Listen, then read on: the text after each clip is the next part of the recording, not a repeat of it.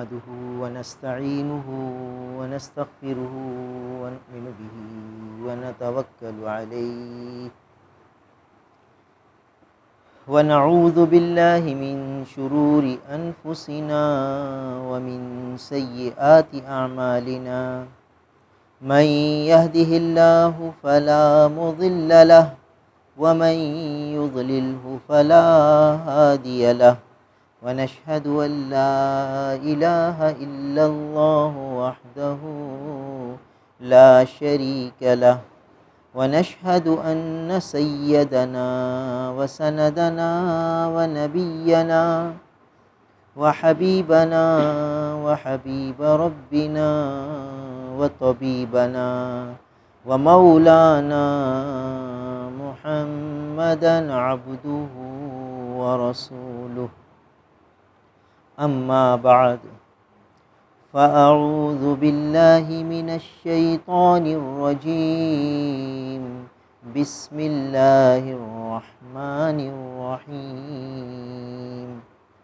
وقالوا الحمد لله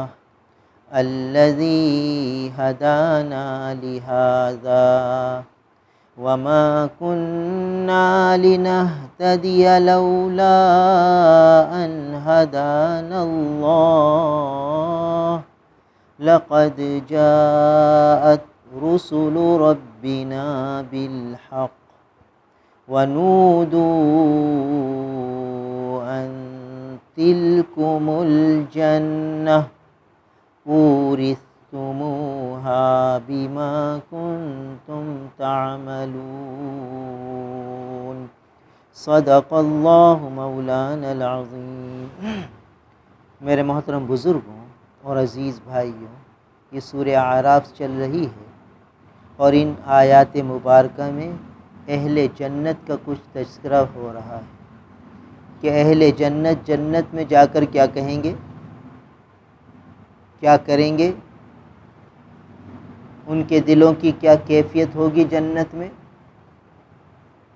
تو فرمایا کہ وقالو، اہل جنت جنت میں پہنچ کر کہیں گے الحمدللہ، اللہ کا شکر ہے، اللہ کا شکر ادا کریں گے اور کہیں گے اللہ کا خوب لاکھ لاکھ شکر ہے، الذی ہدانا لہذا، جس اللہ نے ہمیں یہاں جنت میں پہنچا دیا۔ وما کننا لنہتدی، ہم اس جگہ پہنچنے کے اہل نہیں تھے، ہم یہاں پہنچ ہی نہیں سکتے تھے اپنے اعمال کی وجہ سے۔ لولا ان ہدانا اللہ، اگر اللہ ہمیں یہاں رہنمائی نہ فرماتا، یہاں تک نہ پہنچاتا تو ہم کبھی یہاں نہ پہنچ سکتے۔ اللہ نے توفیق دی، اللہ نے ہمت دی، اللہ نے اپنے فضل سے یہاں پہنچا دیا۔ لقد جاءت رسل ربنا بالحق، تحقیق ہمارے رب کے رسول حق بات لے کر آئے تھے، سچی باتیں بتائی تھیں، جن جن اعمال کا انہوں نے وعدہ کیا تھا کہ جو عمل کرو گے جنت ملے گی، آج ہم آنکھوں سے دیکھ رہے ہیں کہ وہ بالکل ٹھیک تھے وعدے، وہ باتیں بالکل سچی اور پکی تھیں۔ وَنُودُوا، اور ان کو پکارا جائے گا، ان تلکم الجنہ، یہ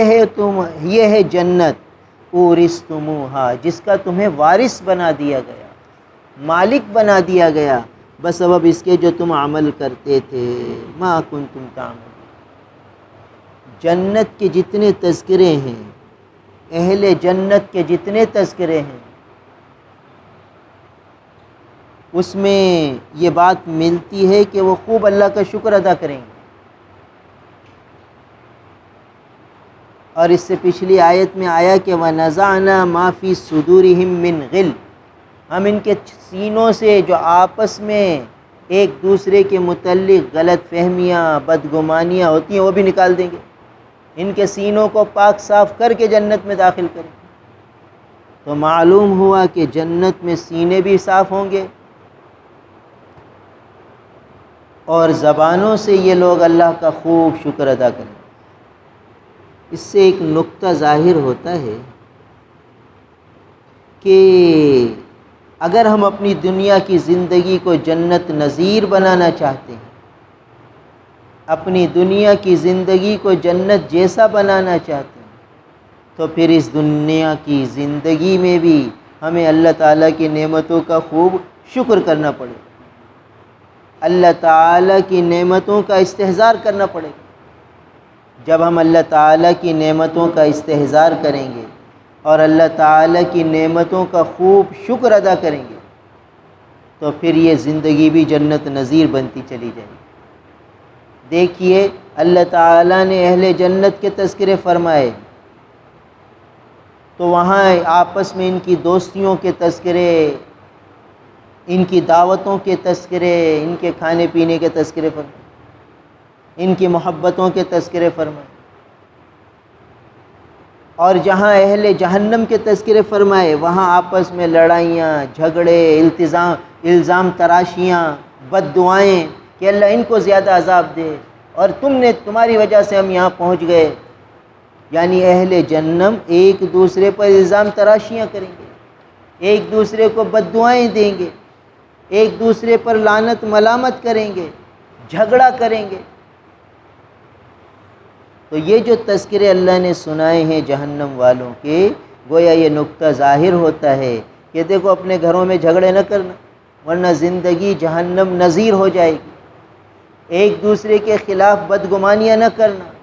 غلط فہمیاں نہ رکھنا، رنجشیں دلوں میں نہ رکھنا، لعنت ملامت نہ کرنا ایک دوسرے کے لیے بد دعائیں نہ کرنا۔ یہ اہل جہنم کا طریقہ ہے، وہ ایک دوسرے پر بد دعائیں کریں گے کہ اللہ ان کو زیادہ عذاب دے، ان کی وجہ سے ہم یہاں پھنس گئے، اور لعنت ملامت کریں گے۔ تو کہا کہ دیکھو یہ اہل جہنم کا طریقہ ہے کہ وہ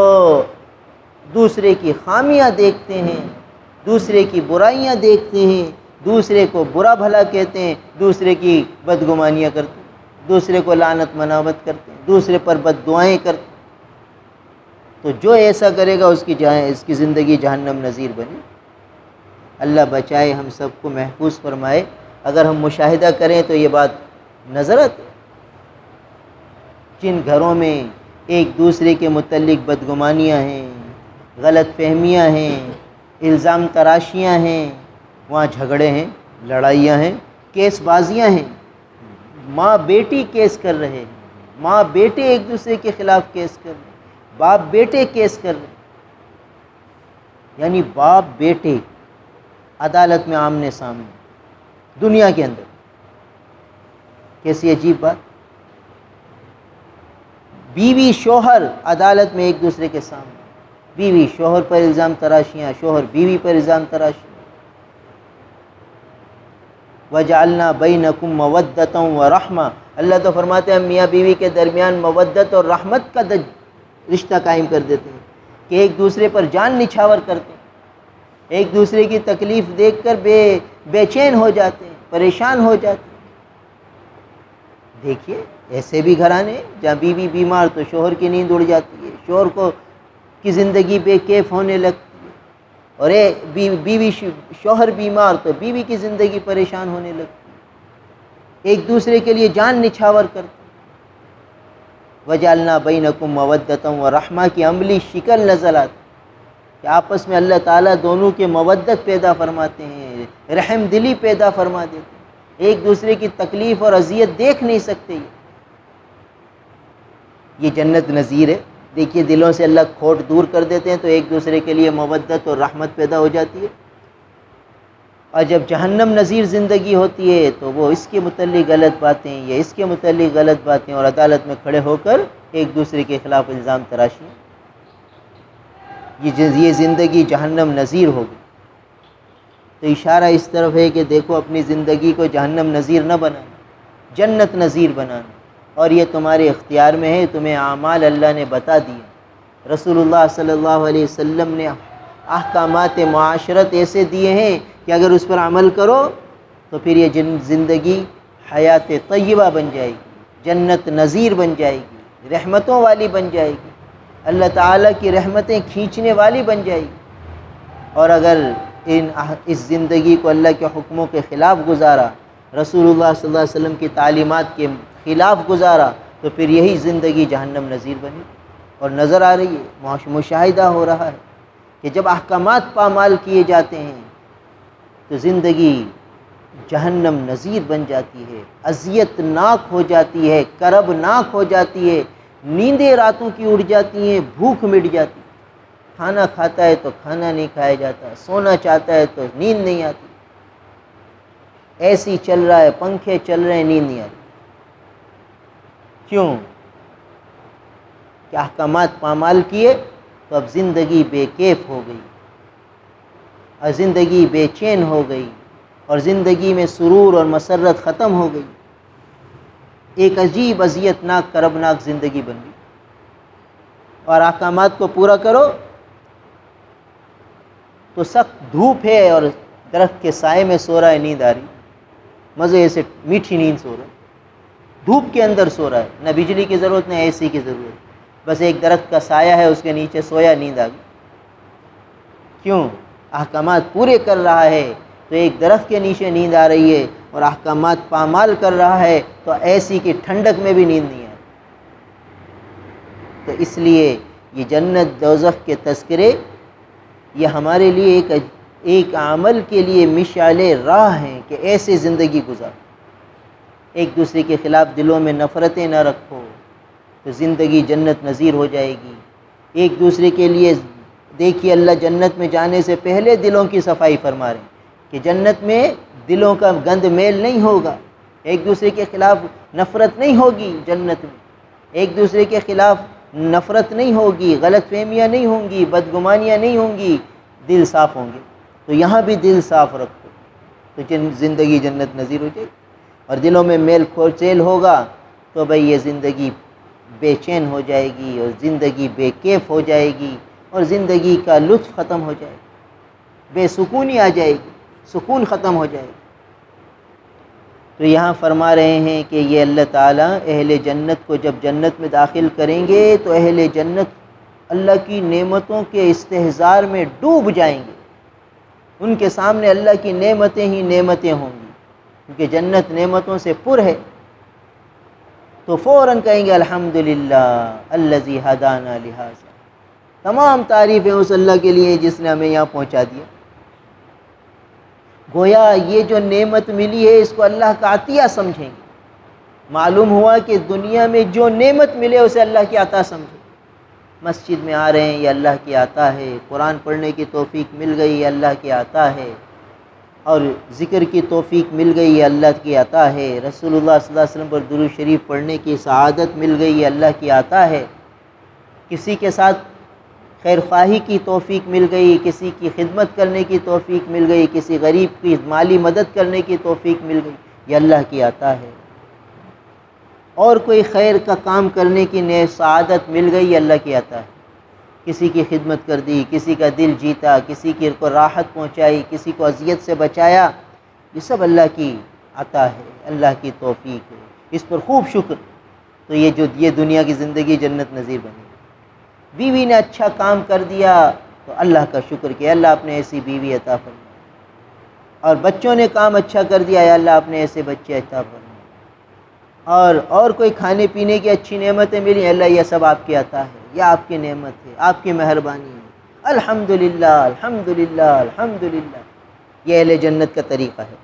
تو جب اور رسول اللہ صلی اللہ علیہ وسلم نے یہ دنیا کی زندگی بھی جنت نذیر بنانے کا طریقہ تعلیم فرمایا کہ ہر موقع کی دعا میں الحمدللہ تعلیم فرمایا، کھانا کھا لو الحمدللہ الذی اطعمنا وسقانا وجعلنا من المسلمین، الحمدللہ الذی کسانی ھذا من غیر حول منی ولا قوة، الحمدللہ الذی اذھب عنی الحزن وعافانی غفرانا۔ ہر موقع پر الحمدللہ کی تعلیم کہ ایک مسلمان الحمدللہ کا خوگر ہو جائے، اس کی طبیعت ہر وقت اللہ کے تعریف اور ثنا میں ڈوبا ہوا اس کا دل، اللہ کی شکر میں ڈوبا ہوا دل ہو، اور اللہ کی نعمتوں کے استحضار میں ڈوبا ہوا دل ہو، پھر یہ دنیا جنت نذیر بنے گی۔ آج ہم اللہ کی نعمتوں کو بھولے ہوئے، آنکھ کی نعمت، زبان کی نعمت، کان کی نعمت، دیکھیے کیا کیا نعمتیں، سب نعمتوں کو بھولے ہوئے، اس لیے دنیا جہنم نذیر بنی ہے۔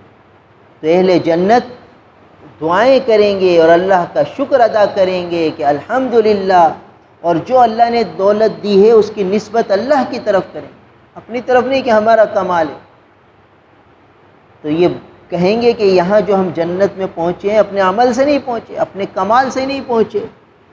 بلکہ اللہ کے فضل سے پہنچے ہیں۔ اگر اللہ ہم پر یہ مہربانی نہ فرماتے، اللہ ہم پر یہ کرم فضل نہ فرماتے، ہم یہاں نہ پہنچ سکتے۔ اللہ نے ہمیں پہنچایا۔ معلوم ہوا کہ دنیا میں جو نعمت ملے اسے اللہ کی طرف منسوب کرو کہ ٹھنڈا پانی اللہ نے اپنے فضل سے دیا، یہ اچھا کھانا یہ اللہ نے اپنے فضل سے دیا، یہ اچھے کپڑے یہ اللہ نے اپنے فضل سے دیے، یہ کاروبار یہ نعمتیں یہ سب اللہ کے فضل سے۔ ہر چیز میں ہر نعمت میں نسبت اللہ کی طرف ہو، یہ اہل جنت کا طریقہ ہے۔ تو جو یہ طریقہ یہاں اپنائے گا گویا جنت والی صفات اس کے اندر آتی چلی جائیں گی، اور پھر ادھر روح نکلے گی، ادھر جنت کی طرف اس کی روح چلی جائے گی، اس لیے کہ اس نے اپنی روح کو جنت کا عادی بنا دیا، جنت کی طرف مائل کر لیا، جنت والے اعمال سے اس کی روح کو یعنی اس کی روح کو جنت والے اعمال سے جو ہے مزین کر لیا، اور جنت والے اعمال کی عادت ڈلوا دی اس کی روح کو۔ لہذا جیسے روح نکلے گی جنت کی طرف پرواز ہوگی کہ بھئی یہ تو جنت کی طرف جانے والی۔ بھئی دیکھیے جانور کو چھوڑو تو جہاں چارہ ہوگا اس طرف جاتا ہے یہ جانور، جہاں چارہ ہوگا اس کی رسی کھولو دوڑتا ہوا چارے کی طرف جائے۔ تو اب اس روح کا میلان چونکہ جنت کی طرف ہو چکا ہے، جنت والے اعمال کی اس نے دنیا میں عادت ڈالی، تو جیسے ہی نکلے گی جنت کی طرف جائے گی۔ اور جس روح کو جہنم والے اعمال کی عادت ڈالی، اللہ بچائے، جیسے ہی روح نکلے گی جہنم کی طرف دوڑے گی۔ جس چیز کی جو غذا ہے جو جس کی وہ اسی طرف دوڑتا ہے۔ بھئی جو کتے بلی ہوں گے وہ گوشت کی طرف دوڑیں گے، چھیچڑوں کی طرف دوڑیں گے، اور جو بکری اور گائے ہوگی وہ چارے کی طرف دوڑے گی، ہریالی کی طرف دوڑے گی۔ کتے بلی ہریالی کی طرف نہیں، وہ جو ہے لاش کی طرف اور جو ہے گوشت کی طرف اور چھیچڑوں کی طرف دوڑیں گے۔ جس کی روح جس طرف مائل ہو، جس کی طبیعت جیسی ہو۔ تو کتے بلیوں کی طبیعت یہ چھیچڑوں ہڈیوں کی طرف ہے، تو جیسے ان کو کھولو تو چھیچڑ ہڈیوں کی طرف دوڑیں گے۔ اور گائے اور بکری یہ حلال جانور ہیں، ان کا رخ چارے کی طرف سبزے کی طرف ہوگا۔ تو جب روح کو ہم اعمال صالحہ کا عادی بنا دیں گے، جنت والے اعمال کا عادی بنا دیں گے، تو یہ روح نکلے گی اور جنت کی طرف دوڑے گی۔ اور اس روح کو اگر ہم نے اعمال جہنم سے مانوس کرا دیا، اس کی عادت ڈلوا دی، اللہ بچائے، تو پھر یہ جیسے روح نکلے گی تو جہنم کی طرف دوڑے گی۔ تو فرمایا کہ جیسے ہی یہ جنت میں جائیں گے تو کہیں گے الحمدللہ الذی ہدانا لہذا، تمام تعریفیں اس اللہ کے لیے ہیں جس نے ہمیں اس جنت کی طرف پہنچا دیا۔ وما كنا لنهتدي لولا ان هدانا اللہ، اور اگر اللہ ہمیں ہدایت نہ دیتے تو ہم یہاں نہ پہنچ سکتے۔ وما كنا لنهتدي، ہم نہیں تھے کہ اس جنت تک پہنچ جاتے، رہنمائی حاصل کرتے، لولا ہدانا اللہ، اگر اللہ ہمیں ہدایت نہ دیتا، اللہ ہماری رہنمائی نہ فرماتا تو ہم یہاں نہ پہنچ سکتے۔ لقد جاءت رسول ربنا بالحق، تحقیق ہمارے پاس ہمارے رب کے بھیجے ہوئے رسول آئے حق بات لے کر، سچ بات لے کر، سچا پیغام لے کر۔ تو اس کی سچائی کا آج ہم مشاہدہ کر رہے ہیں کہ جن اعمال پر جو وعدے تھے وہ آج نظر آ رہے ہیں۔ ونودو، اور ان کو یہ اللہ کی تعریفیں کریں گے، اللہ تعالیٰ ان کے اعمال کی قدردانی فرمائیں گے کہ وہ رب غفور شکور ہیں، قدردان ہیں۔ تو اللہ تعالیٰ کیا قدردانی فرمائیں گے کہ یہ تمہاری جنت ہے جس کا تمہیں مالک بنایا جاتا ہے، وارث بنایا جاتا ہے۔ وارث وہ ہوتا ہے جس کی ملکیت میں زبردستی مال آتا ہے، وہ نہ لینا چاہے تو بھی آتا ہے۔ میراث کا حکم یہ لکھا ہے علماء نے کہ کوئی وارث اپنا حصہ نہ لینا چاہے تو اس کا حصہ بنا کر جو کی رقم بنتی ہے اس کے گھر میں پھینک کے آؤ کہ یہ تیری چیز ہے بھائی، تو مالک ہے، تو معاف کرنے سے معاف نہیں ہوتی۔ تو اللہ تعالیٰ نے جنت کے لیے جو لفظ استعمال فرمایا وہ وارث بنانے کا، بھائی یہ اسی کو ملے گی، کوئی اور اس کا مالک ہی نہیں بن سکتا۔ جو جنت اس کے لیے ہے وہ اسی کی ہے، یہ نہ لینا چاہے پھر بھی ملے گی اس کو۔ اورثتموہا، تمہیں اس کا مالک بنا دیا گیا، بما کنتم تعملون، جو تم عمل کرتے تھے نا دنیا میں اس کی وجہ سے۔ یعنی اللہ تعالیٰ قدردانی فرمائیں گے اور اللہ تعالیٰ ان کے اعمال کی برکت سے کہیں گے کہ تمہارے اعمال کی برکت سے ہم تمہیں جنت دے رہے ہیں۔ اور یہ اہل جنت کہیں گے کہ اللہ کے فضل سے ہم پہنچے جنت میں، اللہ تعالیٰ فرمائیں گے نہیں، تمہارے عمل سے ہم نے تمہیں جنت دی۔ گویا یہ اللہ تعالیٰ قدردانی فرمائیں گے، وہ اللہ کے فضل کی طرف منسوب کریں گے جنت میں داخلہ، اور اللہ تعالیٰ ان کے عمل کی طرف منسوب فرمائیں گے جنت کا داخلہ۔ تو معلوم ہوا کہ انسان کی نگاہ عمل پہ نہ ہو، اللہ کے فضل پہ، اللہ کے فضل پر، اور اللہ تعالیٰ قدردانی فرمائیں گے، اور وہ فرمائیں گے نہیں تم عمل کرتے تھے نا، اس لیے ہم نے تمہیں عمل یہ جنت دے دی۔ عمل بھی کرنا ہے، اور تاکہ اللہ فرمائے کہ تمہارے عمل کی وجہ سے ہم نے کیا، اور نگاہ اللہ کے فضل پہ رکھنی۔ دیکھیے آدمی عمل نہ کرے، صرف فضل ہی فضل پہ توجہ کرے، تو اللہ تعالیٰ کیسے فرمائیں گے کہ تم نے عمل کیا تھا اس لیے ہم جنت دے رہے؟ کیسے کہیں گے؟ عمل تو ہے نہیں، اور کہ بھائی اللہ غفور الرحیم ہے، بھائی اللہ معاف کرنے والے ہیں، بھائی کیا کریں، نماز نہیں پڑھتے اللہ غفور الرحیم ہے، بھائی روزہ نہیں رکھ سکتے اللہ غفور الرحیم ہے، بھائی قربانی نہیں کر سکتے اللہ غفور الرحیم ہے، سارے احکامات پامال کرتے رہیں، اللہ کے فضل پہ نگاہ تو بما کنتم تعملون کسے کہا جائے گا؟ اللہ تعالیٰ جنت دے کر کیا کہیں گے کہ تم عمل کرتے تھے، جب تم عمل تمہیں جنت دے رہے، عمل تو ہے نہیں اس کے بعد، تو جنت ملے گی کیسے؟ اللہ فضل کیسے فرمائیں گے؟ فضل کی بنیاد عمل ہے، ہاں عمل کی برکت سے اللہ فضل فرما دیں گے۔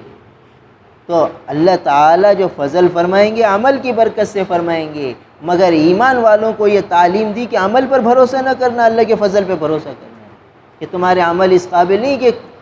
قبولیت کو پا جائیں، مقام قبولیت پا جائیں۔ تو اس لیے بھائی عمل کا ذخیرہ ساتھ رکھنا ہے، جو اعمال ہماری طرف متوجہ ہوں اسے کثرت سے کر کے اللہ کی بارگاہ میں جائیں۔ لہٰذا بھائی اب عمل کا زمانہ آ رہا ہے، آج 28 ذی قعدہ ہے،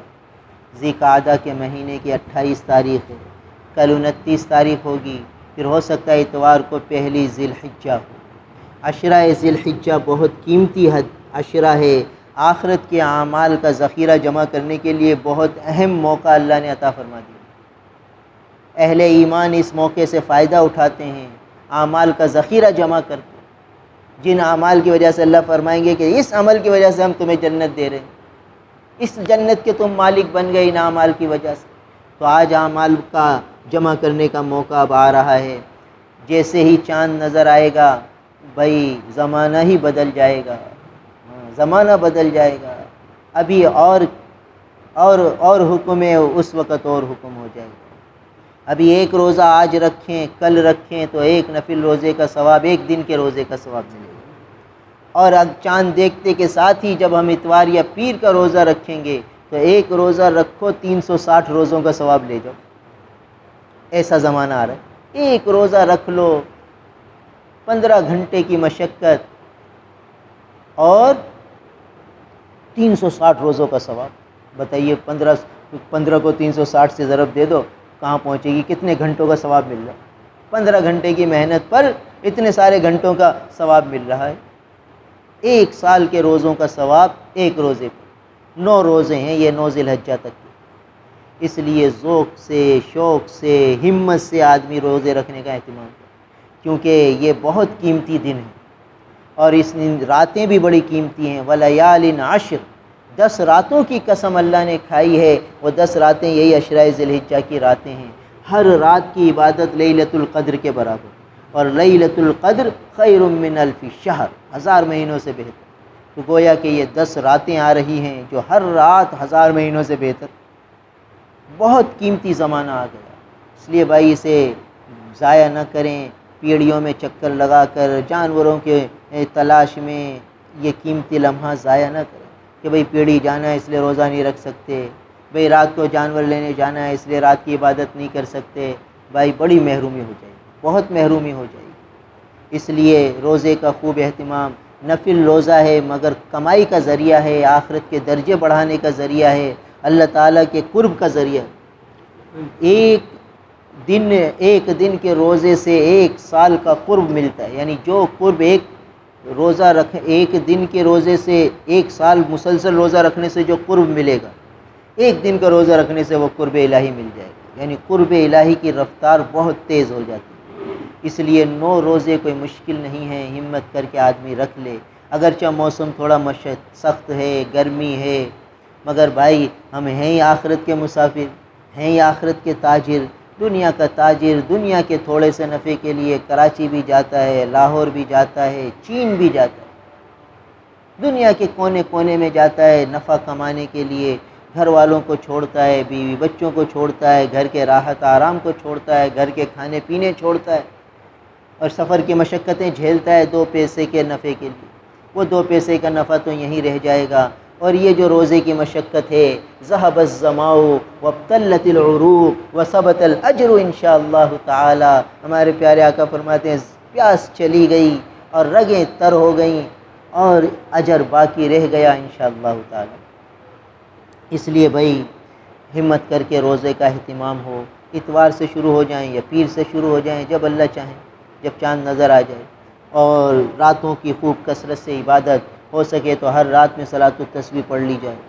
نہیں تو کم از کم تہجد کی نیت سے 2 4 6 رکعت پڑھ لی جائے، پھر تہجد میں اٹھیں تو وہی 10 دفعہ اللہ اکبر، 10 دفعہ الحمدللہ، 10 دفعہ سبحان اللہ وبحمدہ، 10 دفعہ سبحان الملک القدوس، 10 دفعہ لا الہ الا اللہ، 10 دفعہ استغفر اللہ، اور 10 دفعہ اللہم انی اعوذ بک من ضیق الدنیا و ضیق یوم القیامہ۔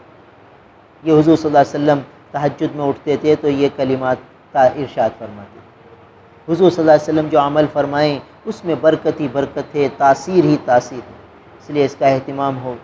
اور کم از کم آخری درجے میں یہ ہے، آدمی اگر بھائی روزہ بھی نہیں رکھتا، رات کو بھی نہیں اٹھتا،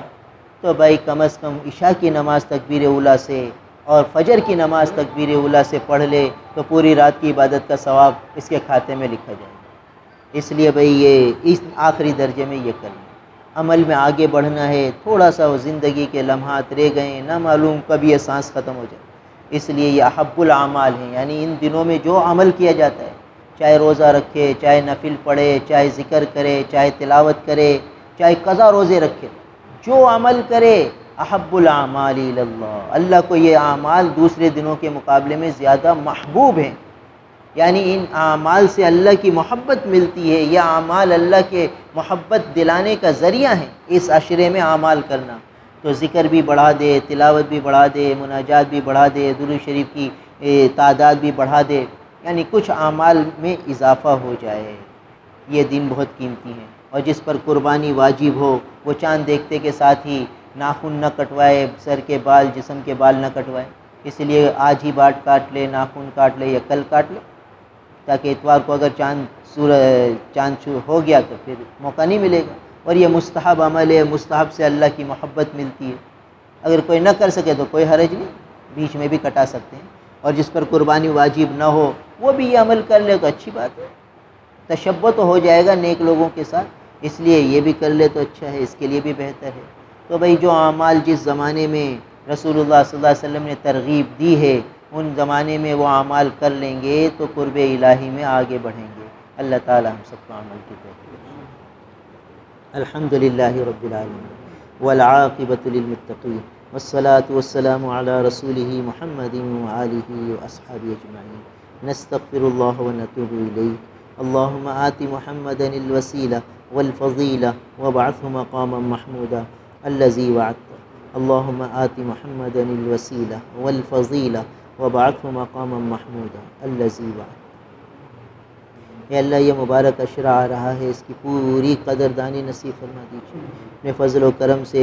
موسم کو ٹھنڈا فرما دیجیے، ہم سب کے لیے روزے کا رکھنا، خواتین کے لیے، سب کے لیے روزے کا رکھنا سہل فرما دیجیے، آسان فرما دیجیے، راتوں کی عبادت کی توفیق دیجیے، ہمت دیجیے، ذوق شوق دیجیے،